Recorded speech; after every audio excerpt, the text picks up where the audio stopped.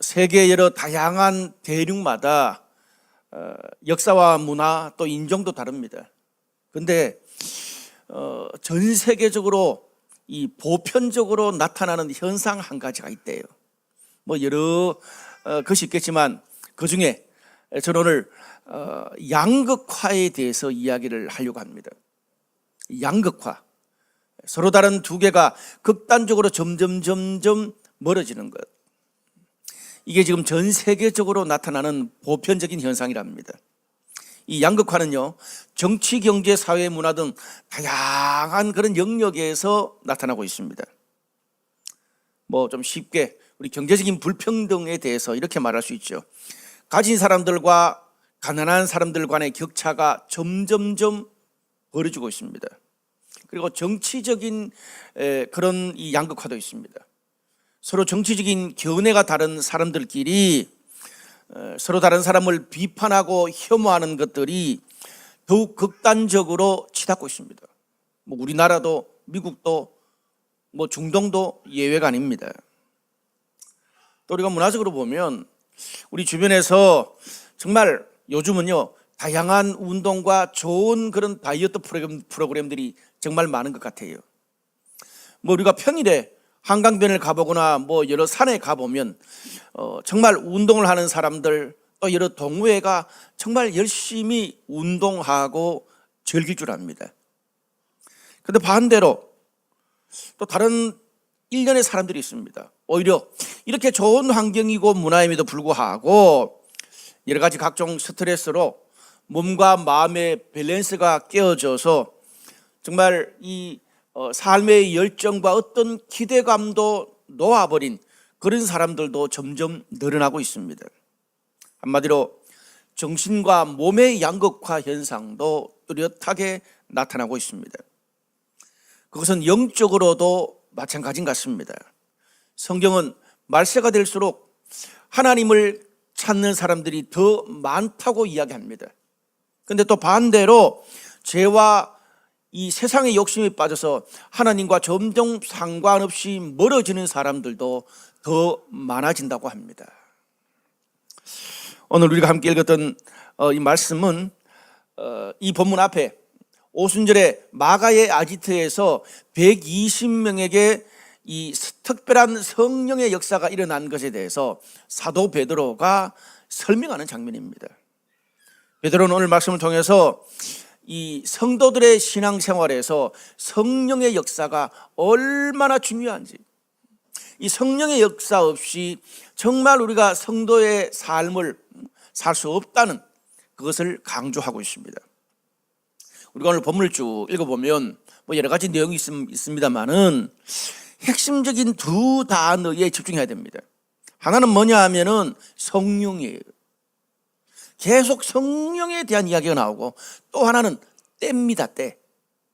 오늘 본문은 성령과 때가 핵심적인 포인트입니다. 저는 오늘 이 성령과 때의 관점에서 오늘 우리들에게 주시는 하나님의 메시지를 듣고 싶습니다. 먼저 첫 번째로 한번 따라할까요? 성령의 역사가 있어야 주님의 뜻대로 살 수 있다. 성령의 역사가 있어야 우리가 주님의 뜻대로 살 수 있습니다. 오늘 16절에서 18절까지 말씀에는 이런 말씀이 나옵니다. 이는 곧 선지자 요엘을 통하여 말씀하신 것이니 말세에 내가 내 영을 모든 육체에 부어주리니 너희 자녀들은 예언할 것이요 젊은이들은 환상을 보고 늙은이들은 꿈을 꾸리라. 그때 내가 내 영을 내 남종과 여종들에게 부어주리니 그들이 예언할 것이요. 이 말씀이 나와요. 오늘 우리 성우 형제가 자녀들은 예언할 것이요 그 찬양을 오늘 불러주셔서 너무 감사해요. 오늘 그 말씀이죠. 우리가 너무 잘 아는 말씀입니다. 오늘 베드로가 소개했던 이 말씀은 구약의 요엘서 2장 말씀을 그대로 인용하고 있는 것입니다. 오늘 이 말씀을 통해서 베드로는 오순절 120명에게 임했던 그 성령은 구약의 요엘서의 예언이 현실에서 그대로 성취된 것이다, 이루어진 것이다 라고 이야기를 해요. 요엘서에 성령이 임하는 이 사건이 성취되었다. 이게 왜 중요한 메시지가 될까요? 우리가 이걸 알려면 좀 구약 시대의 성령의 사역을 좀 이해할 필요가 있습니다. 구약 시대의 성령은 그냥 왔다가 특별한 일을 수행하고 떠납니다. 신약 시대는 예수 믿는 순간 성령께서 우리 안에 들어오셔서 영혼이 떠나지 않지만, 구약에서는 특별한 사람에게 특별한 일을 위해서 왔다가 떠나요. 이게 차이가 있어요.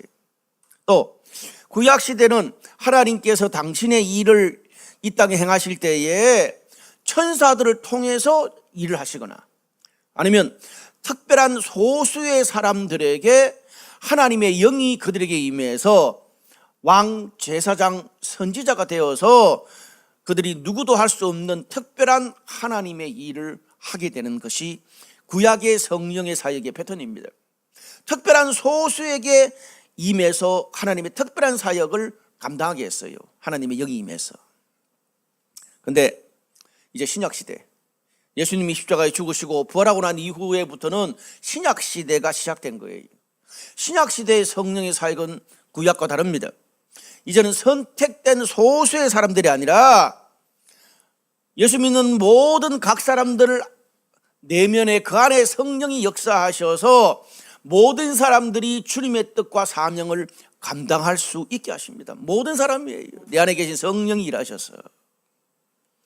그래서 우리가 사도행전 2장에 이 오순절에 120명의 사람들에게 성령이 강력하게 임한 것은 이제 성경에서 예언한 신약 시대가 시작된 증거요, 출발이요, 신호탄이 된 거예요. 이 신약 시대가 시작된 거예요. 특별한 소수만이 아니라 예수 믿는 모든 사람들이 성령 충만해서 하나님의 사명을 다 감당할 수 있는 그런 시대가 된 것을 보여준 거예요. 그래서 중요합니다. 오늘 여러분 오순절 이 120명 성령을 받은 사람들이 어떤 사람들입니까? 타고난 뛰어난 사람들이 아니에요. 그냥 소심하고 별 볼 일 없는 그런 갈릴리 촌 사람들입니다. 그런데 그들이 하나님의 성령을 받고 나니까 이제 더 이상 그 갈릴리 촌 사람들이 아니라 제자들은 하나님의 증인들이 되었습니다. 하나님을 선포하고 하나님을 정의하고 세상을 바꾸는 사람들로 새롭게 태어났습니다. 성령께서 그 120명의 제자들 안에 역사하셔서 그들의 삶에 한 번도 꿈꾸지 못했던 그런 일들이 일어나기 시작했습니다. 그들이 예루살렘과 유대와 사마리아와 땅끝까지 증인이 되도록 이끄셨습니다. 심지어 그들이 핍박을 받아 쫓겨나는 과정 가운데서도 오히려 그 하나님의 사명을 수행할 수 있도록 하나님이 다리 놓으셨습니다. 그 제자들이 주님의 교회를 세우고 세계 선교를 하고 주님의 뜻을 이루게 하셨습니다. 오늘 이 모든 이 배경에는 그 모든 주체가 부족한 제자들의 모습, 부족한 내 모습이 아니라 성령께서 그렇게 하셨다는 데 있습니다. 이것이 오늘 요엘서의 성령이 임한 것이 중요한 이유입니다. 그래서 비록 제자들이 부족하지만, 비록 우리가 부족하지만 우리가 성령의 능력을 믿고 의지하고 경험하는 만큼 하나님께서 제자들을 사용하신 것처럼 나의 삶을 통해서 주님의 뜻이 이루어지고 하나님 나라가 확장되는 것들을 그들의 눈에 보게 되었고 그 주변 사람들까지 보게 되었습니다. 그전에는 그런 일들이 일어날 수 없었던 일이었습니다. 우리가 앞으로 사도행전을 계속 읽고 설교할 텐데, 사도행전은요 그 선교의 주체이신 하나님의 일을 행하시는 주체이신 성령께서 갈릴리 촌뜨기 제자들을 통해서 하나님 나라를 전 세계에 어떻게 세워가는지를 보여주는 그런 책입니다. 오늘 사도행전에 있었던 이런 역사가 오늘 말씀을 듣는 저와 여러분에게도, 여러분의 가정과 또 여러분의 미래와 우리 블라이트 강남교회에도 그런 하나님의 성령의 행전이 일어나기를 주님의 이름으로 축복합니다. 제자들뿐 아닙니다. 오늘 나에게도, 우리에게도, 우리 가정과 셀에도 오순절에 임하셨던 그 성령께서, 내 안에 계신 성령께서 강력하게 역사하시는 그런 증거가 필요하고 우리가 그것을 직접 보아야 될 필요가 있습니다. 특별히 오늘 17절 말씀에 신약시대 뭐예요? 하나님의 영을 이제는 모든 사람들에게 부어주셨다. 모든 육체라고 표현합니다. 하나님의 영을 모든 육체, 모든 사람에게 부어주셨다. 그렇게 하고 있습니다. 여러분, 우리는 신약시대에 살고 있습니다. 오늘 이 사도행전 2장은 그 신약시대의 첫 모델을 보는 거예요. 저는 그 첫 모델이 지금 여기 계시는 여러분 우리들보다 더 훨씬 촌뜨기고 훨씬 더 정말 열악하게 사는 제자들이라서 더 우리 마음에 위로가 되는 것 같아요. 신약시대는요, 구약시대처럼 특별히 선택받은 소수의 사람들에게 성령이 임한 것이 아니었습니다.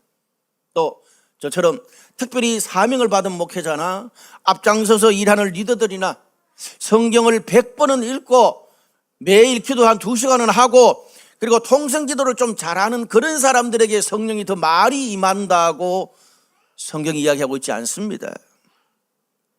교회 다닌 지 얼마 안 된 사람도, 주님을 잘 모르는 사람도, 심지어 모태교인으로서 신앙의 열정을 잃은 지 10여 년이 지났어도, 또 공동체에서 팔짱 끼고 부정적으로 있는 사람도, 마음의 병을 앓고 있는 사람도, 내가 뭘 해야 될지 아직 정리도 안 돼 있는 그런 사람도, 그리고 평상시 기도 한마디도 안 하는 사람도 아무 상관이 없습니다.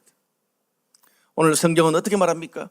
너희가 주님을 믿고 주님의 이름을 부른다 하면 그런 모든 성도들에게 구원을 주시고 성령을 부어주시겠다고 약속하고 있습니다.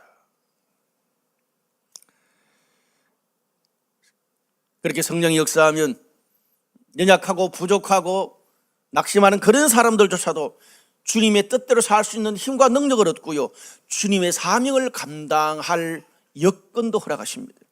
성령이 임하시면 어떤 것들도 다 치유되고 우리의 과거에 잘못된 부정적인 모든 패턴들, 어그러진 패턴들, 깨어진 관계들도 하나님께서 바꾸실 것입니다. 우리를 변화시켜 주실 것입니다. 여러분, 우리가 성령의 능력이 없으면 눈에 보이지 않는 하나님을 어떻게 믿을 수 있습니까? 오늘 제가 이 설교하는 이 설교의 말씀을 하나님이 나에게 주시는 메시지를 어떻게 받아들일 수 있냐고요. 성령이 우리 마음 가운데 주장하지 않으시면 나의 시간, 돈, 재능, 내 삶의 가장 소중한 것들을 주님을 위해서 기쁘게 내어놓을 수 없습니다. 또 성령이 내 안에서 강하게 역사하지 않으시면 하나님의 뜻을 내 삶의 최우선순위에 놓고 살 수도 없습니다. 모든 것이 아깝게만 느껴지고 자꾸 나의 계산기만 두드리게 됩니다. 성령이 하셔야 돼요. 신앙생활은. 문제는 현재 나의 영적인 상태가 이렇습니다. 안 좋습니다. 지금 몇 년째 메롱 상태입니다. 그리고 나의 환경이 너무 힘듭니다. 그게 포커스가 아닙니다. 오늘 성경을 근거로 말하면 우리가 어떤 영적인 상태든지 어떤 환경 가운데 있든지 상관없이 내 안에 계신 성령님을 의지하느냐, 거기에 달려 있습니다. 단순합니다. 제가 계속 말씀드린 것처럼 신약 시대는 예수를 믿는 모든 성도들 그 안에 성령께서 계셔서 떠나지 않으십니다. 예수를 믿으면 성령이 내 안에 계시고 영원히 떠나지 않으세요. 여러분, 이걸 제가 물을 통해서 좀 비유해 볼게요. 좀 물의 비유를 통해서 이야기하면 예수 믿는 모든 사람들에게 성령이 내 안에 있다, 이 말은 성령의 인격이지만 쉽게 설명합니다. 모든 성도들 안에 물이 가득 찬 것과 같아요. 물이 내 안에 가득 차 있습니다. 우리가 요한복음에 보면 성령을 물로, 계시록의 성령을 물로 상징할 때도 있잖아요. 우리가 예수 믿을 때 성령이 내 안에 물로 가득 차 있습니다. 그런데 여러분, 그 물이 그냥 찬물로만 있으면 어떡합니까? 그 물이 계속 끓어야 제가 좋아하는 무파마도 끓여 먹고 밥도 하고 맛있는 반찬도 끓여 먹을 수 있지 않겠습니까? 성령이라는 그 물이 찬물로만 있으면 불이 되어서 끓지 못하면 우리 삶에 우리 신앙에 아무런 영향력이 없습니다. 성령님이 어떻게 불이 되어서 내 영혼을 치유하고 내 삶을 치유하고 내 환경과 내 한계를 뛰어넘어서 다 태우고 하나님의 삶으로 우리를 멱살 잡고 이끄실 수 있을 거예요. 내 삶에 정말 주님 뜻대로 살고 싶은 소원이 있어야 되는 것입니다. 성령님을 간절히 사모해야 됩니다. 여러분, 성령은 그래서 우리가 정말 주님 뜻대로 살고 싶은 것과 연결되어 있습니다.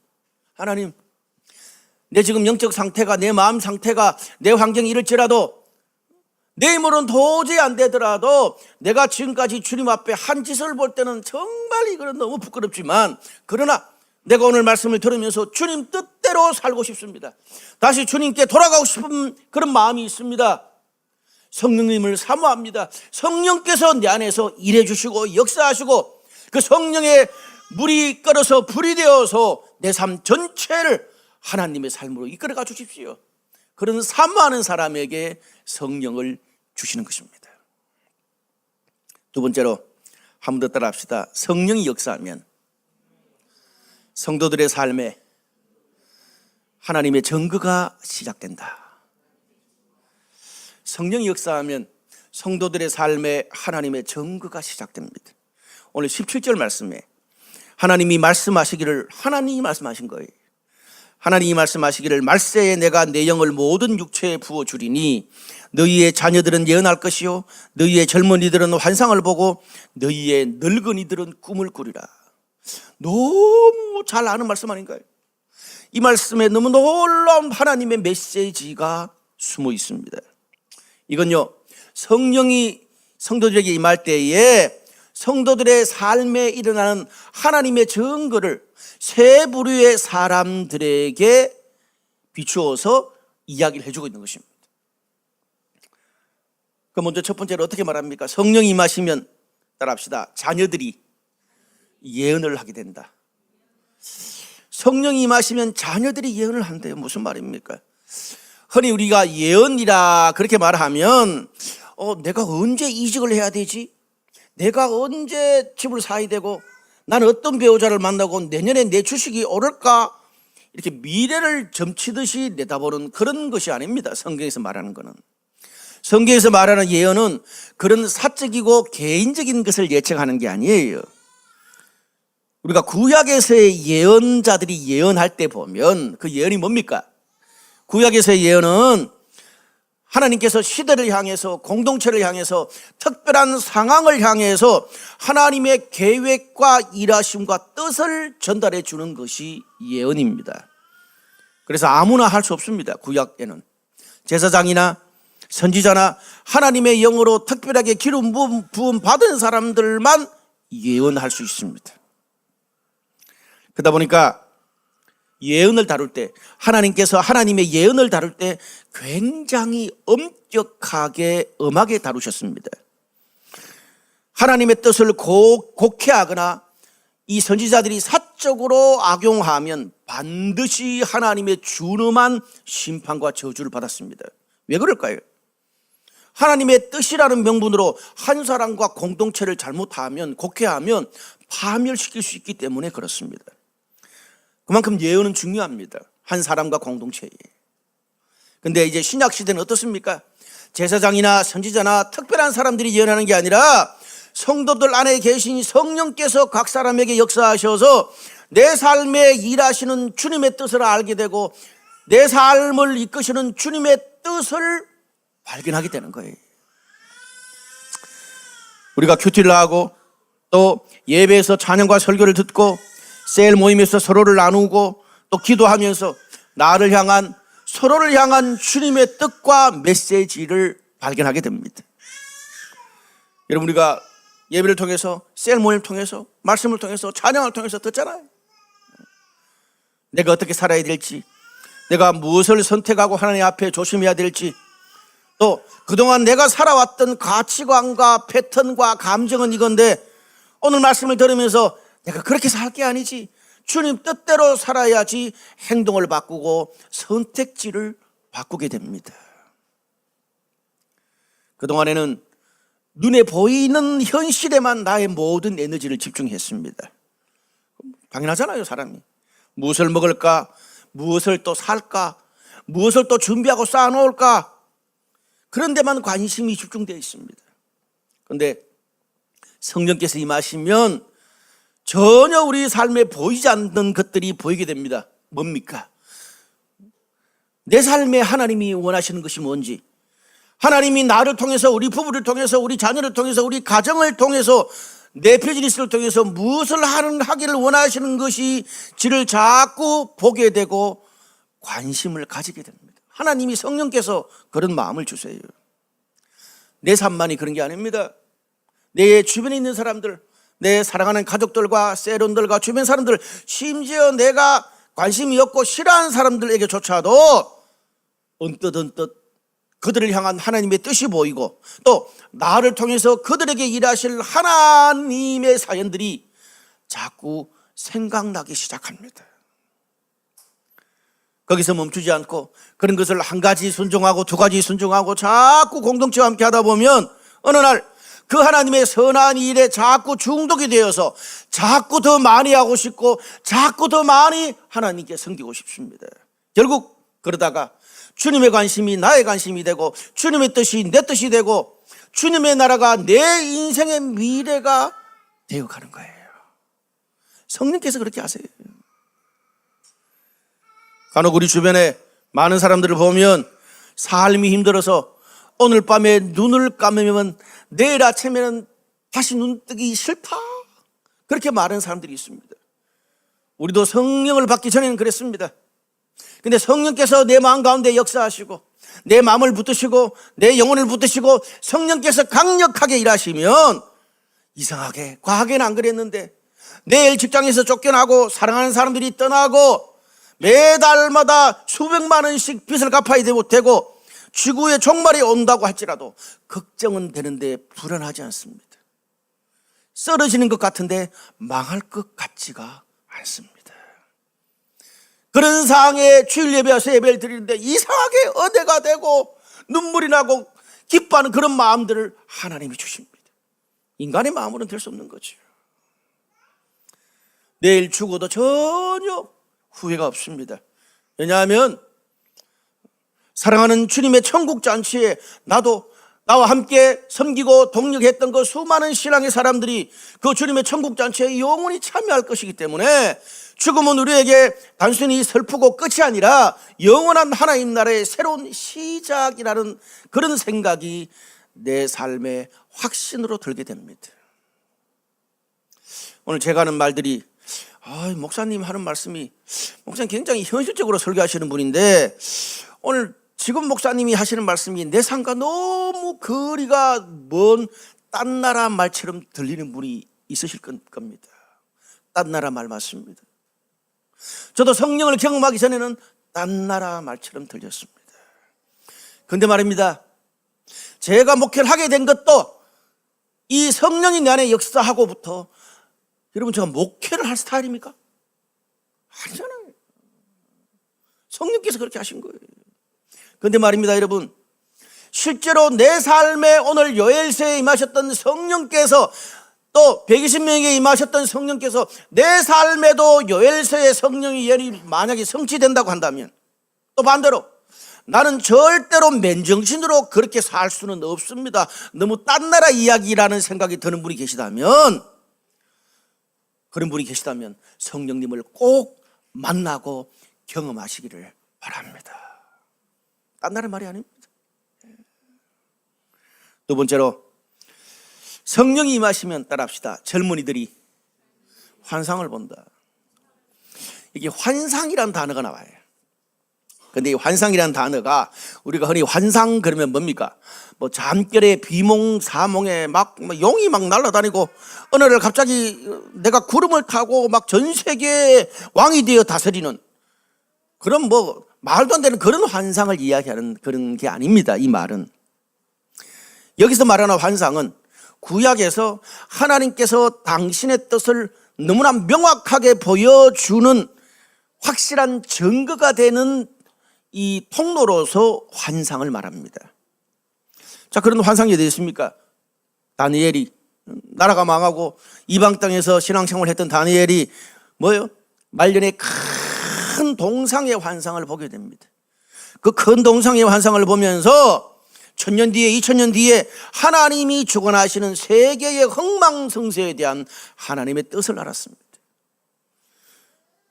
여러분, 그거보다 우리가 더 잘 아는 에스겔이 아골 골짜기에서 이스라엘이 회복되는 마른 뼈의 환상을 보게 됩니다.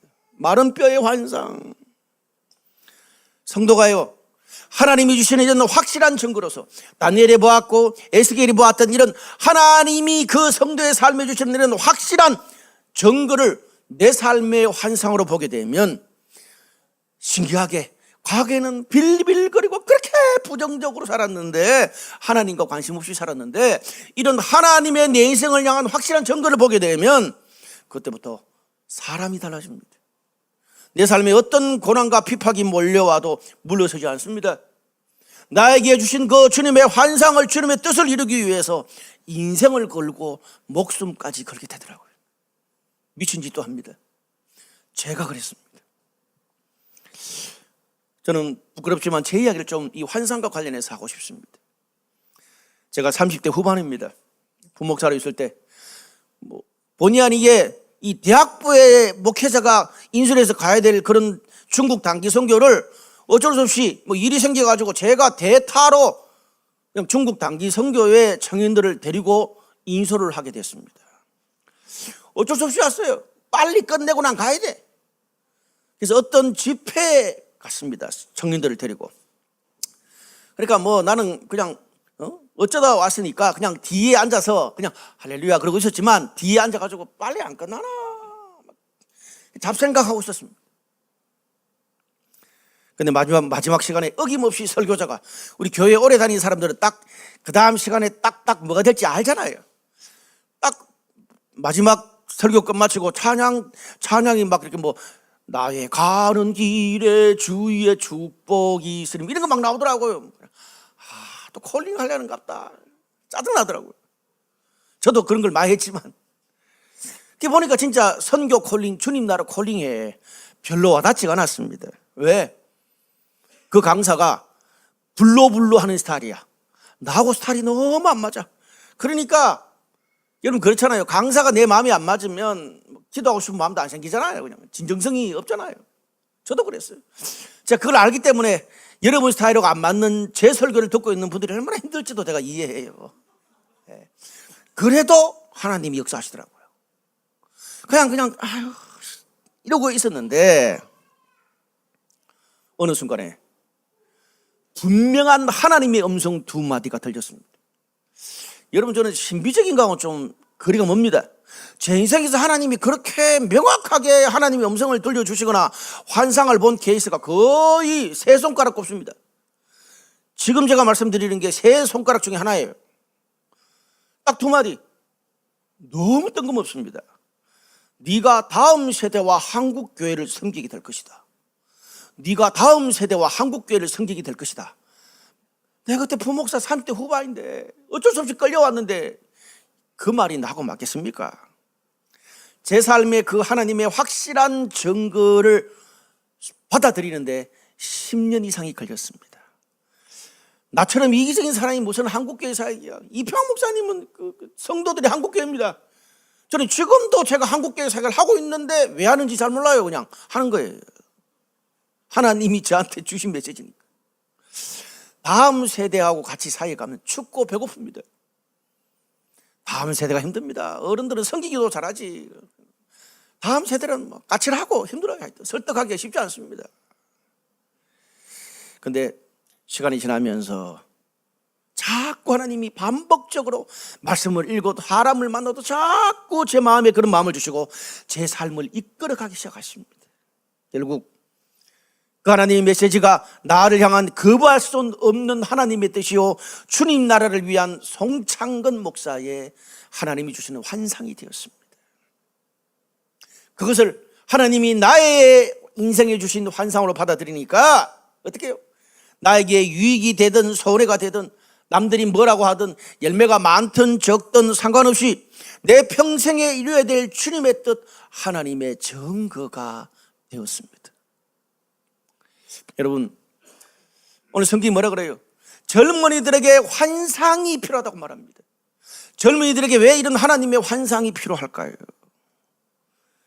여러분, 우리 삶의, 우리 인생의 목표에 이런 나를 향한 하나님의 뜻이 보이지 않으면, 나를 향한 하나님의 환상이 없으면 그냥 단순히 먹고 사는 세속적인 차원에서만 우리 인생을 계획할 수밖에 없어요, 인간은. 요즘 많은 젊은이들의 내 삶의 목표, 나를 향한 하나님의 뜻, 하나님의 환상이 뭔지를 한번 물어보십시오.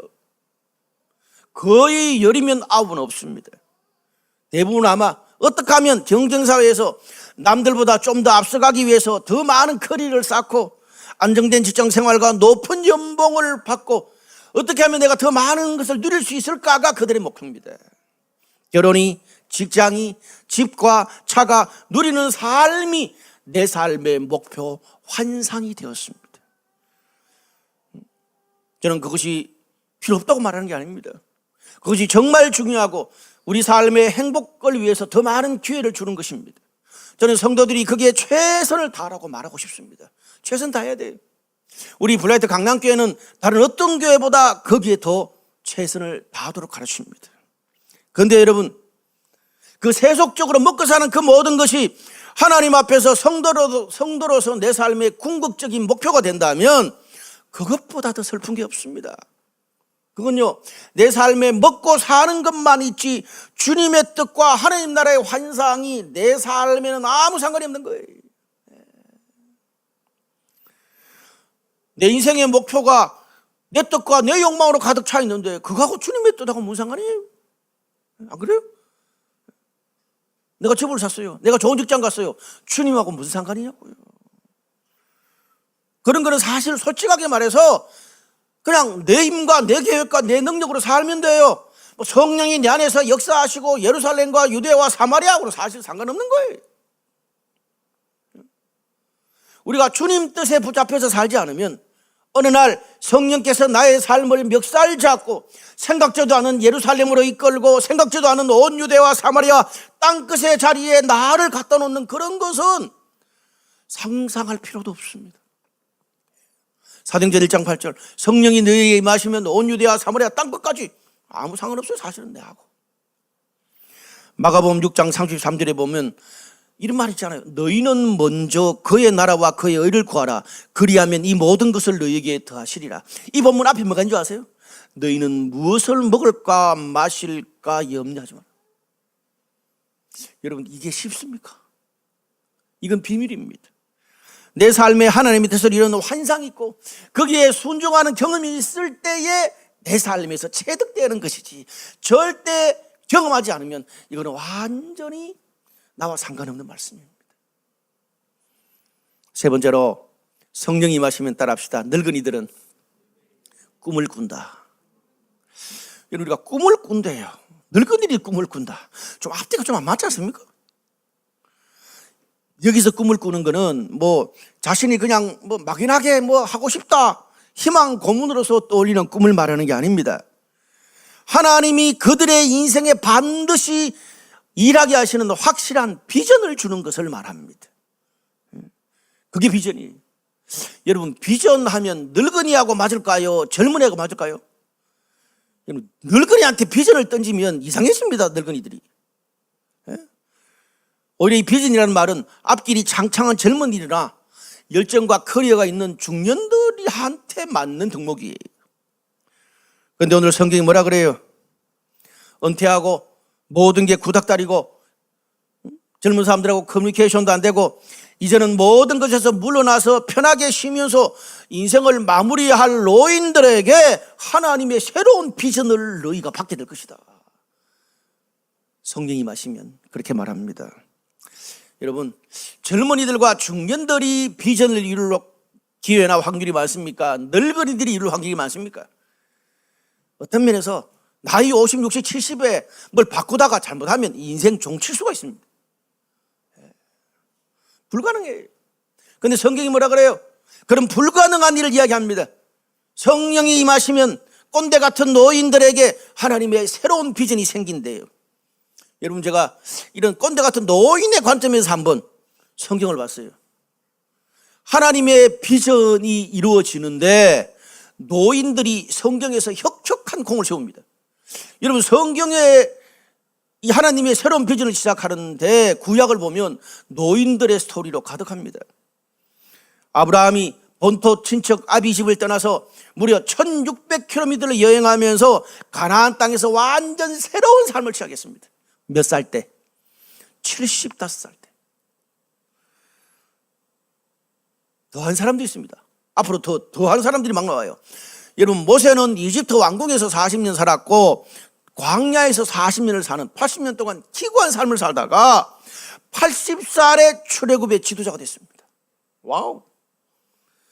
이거보다 더한 사람도 있어요. 갈렙이 어떻습니까? 모세가 죽고 난 이후에 여호수아와 갈렙 딱 두 사람만 이제 예전 시대 사람인데, 당시에 가나안 정복 전쟁할 때 모든 신세대들이 막 떨고 있을 때에 85세 나이에 갈렙이 가나안 정복 전쟁의 선봉장에 섰습니다.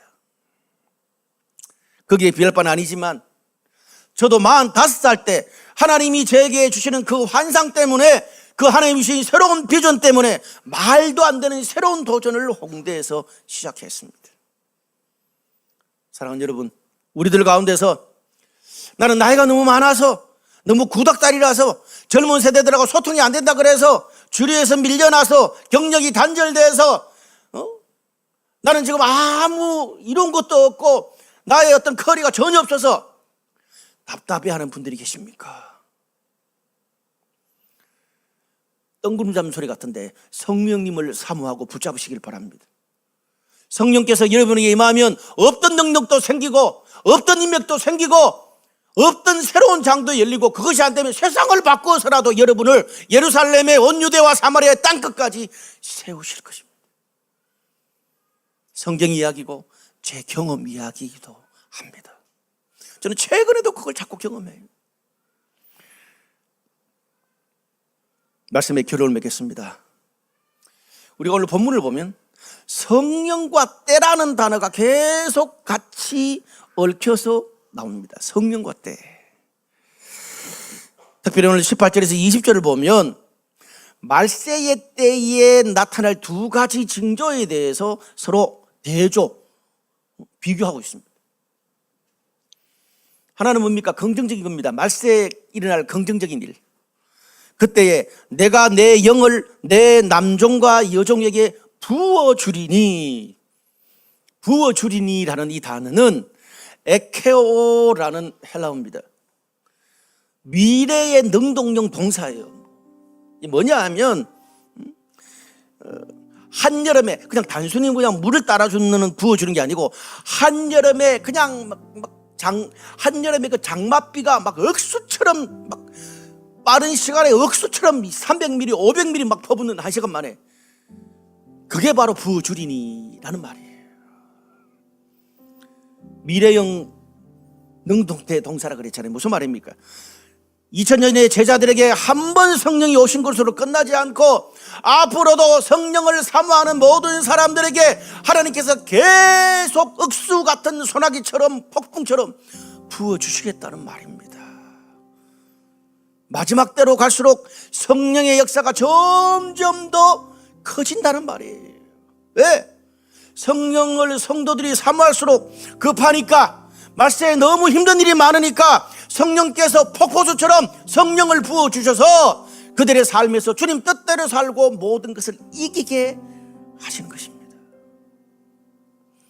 그런데 반대로 주님의 재림인 날이 가까울수록 말세에 불안한 징조들이 나타난대요. 하늘과 땅에 피와 불과 연기가 솟아오르고 해가 변하여 어두워지고 달이 변하여 피가 된대요. 부정적인 말세의 현상입니다. 여러분, 우리가 전 세계 기후위기, 해가 흔들리잖아요. 각처에 전쟁이 일어나는데 이제 이스라엘이 이제 이란을 때렸더라고요. 이제는 그냥 헤즈볼라 정도가 아니에요. 이름 모를 바이러스가 너무 많아요. 이 발달한 과학이 잡지를 못해요. 장기적인 경제 불황으로 세상은 한치를 내다볼 수 없습니다. 인류 역사상 가장 발전하고 풍요로운 시대인데 사람들이 가장 불안해하고 정신적인 질환도 가장 많은 시대입니다. 말세입니다. 우리가 이런 마지막 시대를 신앙으로 살아내고 이겨내려면 영적인 양극화에 직면할 수밖에 없습니다. 우리 공동체를 봐도 우리 주변을 봐도 이건 분명한 것 같아요. 성령을 의지하고 성령의 능력을 사모하고 사는 성도들은 더 하나님을 붙들게 되고 어떤 고난과 어려움이 찾아와도 주님 주시는 힘으로 이겨내려고 그래요. 근데 반대로 또 어떤 사람은 내 힘과 내 계획으로만 계속 살려고 그래요. 그런 사람도 더 많아요. 그렇게 살면 한순간은 잘 나갈 수 있어도 나도 통제할 수 없는 어떻게 변할지 모르는 환경과 나의 연약한 마음에 계속 질질 끌려다니면서 불안도 더 커져요. 나에게 이것이 채워진다면 그때 주님 뜻대로 하겠다, 그 말만 계속 반복하다가 인생 종쳐요. 사도행전 1장 8절, 오직 성령이 너희에게 임하시면 너희가 권능을 받고 예루살렘과 온 유대와 사마리아와 땅끝까지 이르러 내 증인이 되리라. 잘 아는 말씀이죠. 저는 여기에 포커스가 뭐 성령 받으면 당연하지만 오직에 있다고 봐요. 오직 성령이 너희에게 임하시면 무슨 말입니까? 다른 길은 없다는 거예요. 말세에 내 신앙을 지켜낼 다른 길, 다른 대안이 없다는 말이에요. 우리가 성령 충만히 받는 것은 받아도 되고 안 받아도 되고 선택사항이 아니라 성도라면 반드시 받아야 될 필수라는 말입니다. 성령께서 힘을 주셔야 우리는 말세를 이겨낼 수 있습니다.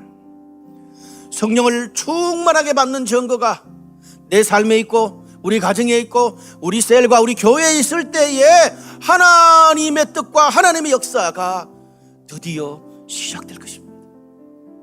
사랑하는 여러분, 그런 의미에서 이 사도행전 설교가 계속되는 동안 이 두 가지를 계속 매주마다 기도하셨으면 좋겠습니다. 따라합시다. 주님, 성령을 내게 부어주십시오. 내 삶에 하나님의 증거가 시작되게 해주십시오. 저는 이것이 저의 기도 제목, 우리 모든 성도들의 기도 제목, 우리 브라이트 강남교회의 기도 제목이 됐으면 좋겠습니다. 주님, 성령을 내게 부어주시고 성령을 우리 남편과 아내와 자녀들에게 부어주시고 성령께서 역사하셔서 내 삶에 하나님의 증거를 보게 해주십시오. 오늘 그렇게 하나님이 역사하셔서 여러분의 삶을 멱살 잡고 여러분이 한 번도 가보지 못했던 예루살렘과 온 유대와 사마리아와 땅끝까지 세우게 되시기를 주님의 이름으로 축원합니다. 기도하시겠습니다.